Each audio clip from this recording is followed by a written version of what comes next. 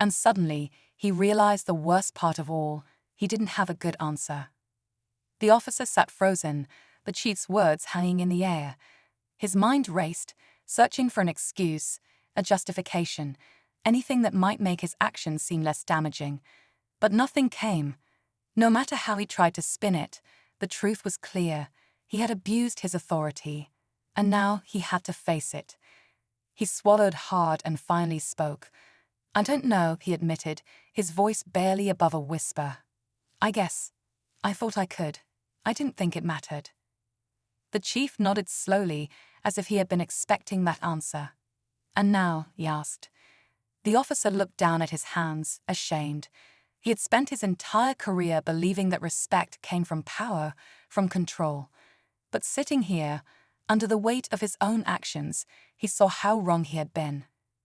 "Now, I see that it does," he said, "and I can't take it back." Silence filled the room. The officer braced for the final blow, for the chief to dismiss him, end his career, and close this chapter for good. But instead, the chief did something he never saw coming. He slid the complaint file across the table. "Then fix it," he said. The officer hesitated, unsure what he meant. "Fix it?" he asked.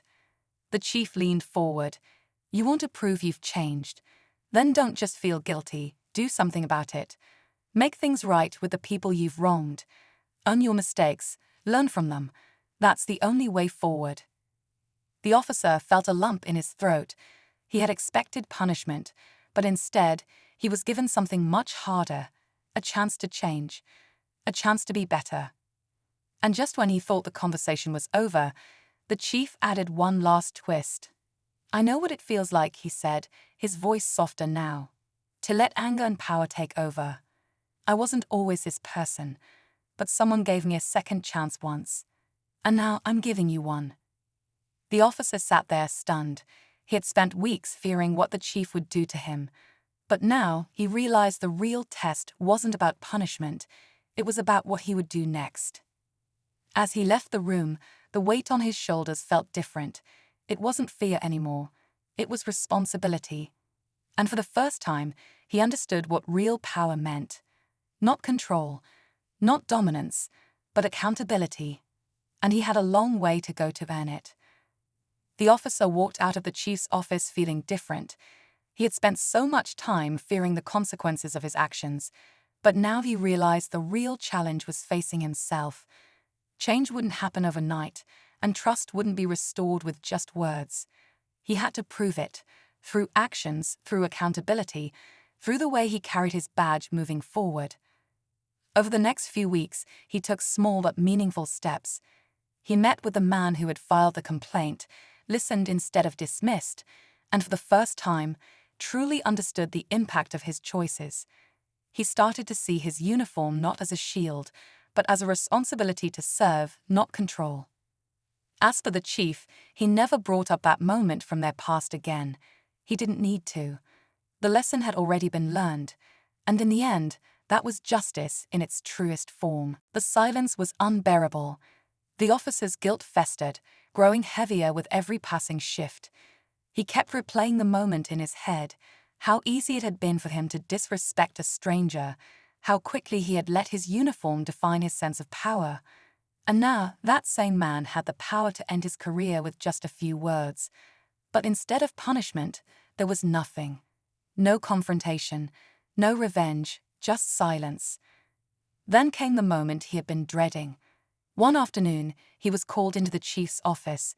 He hesitated before stepping inside, bracing for whatever was coming. The chief sat behind his desk, calm and unreadable.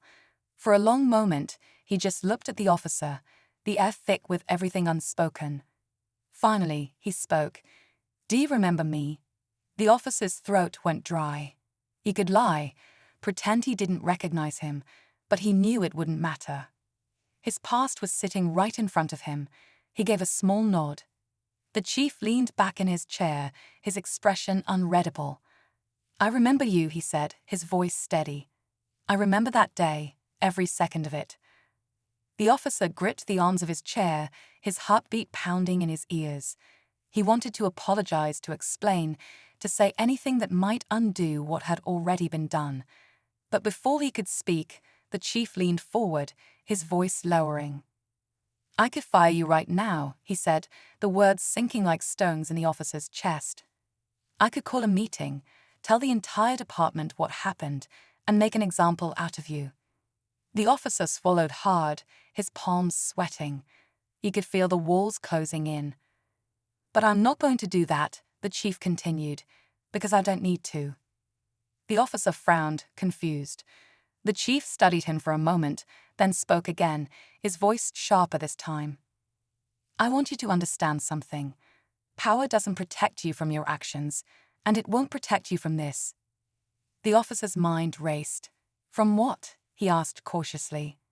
The chief let the silence stretch before finally answering. "From yourself." The words hit harder than any punishment could. The officer had spent weeks fearing what the chief might do to him. But now he realized the real punishment had already begun, and it wasn't coming from the chief, it was coming from within. The officer left the chief's office feeling like the ground beneath him had shifted. He had expected rage, expected consequences, maybe even expected to be fired on the spot. But this was something different. The chief hadn't punished him. He had left him with something far worse. A truth he couldn't escape. But just as the officer tried to process what had happened, something else shook the department. A case had surfaced, one that put the entire police force under scrutiny.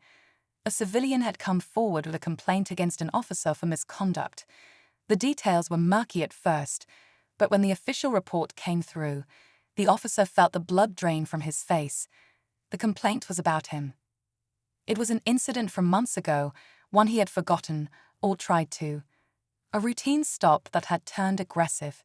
He had spoken harshly, acted without patience, dismissed the man's rights like they didn't matter. And now, with the new chief in charge, there was no ignoring it. The department buzzed with whispers. Officers who had once brushed things under the rug now watched carefully, wondering how this new leadership would handle the situation. Would the chief let it slide, or would he make an example out of him? The officer couldn't think straight. The fear of losing his job was real now, but so was something else. A deep, gnawing realization that the man sitting in that office had been right. Power had protected him before, but now it couldn't save him. When the chief finally called for a formal review of the case, the officer knew there was no running from it. He would have to face his past, just like the chief had made him face that moment in the office. But as he sat in the meeting room, waiting for his fate to be decided, something unexpected happened.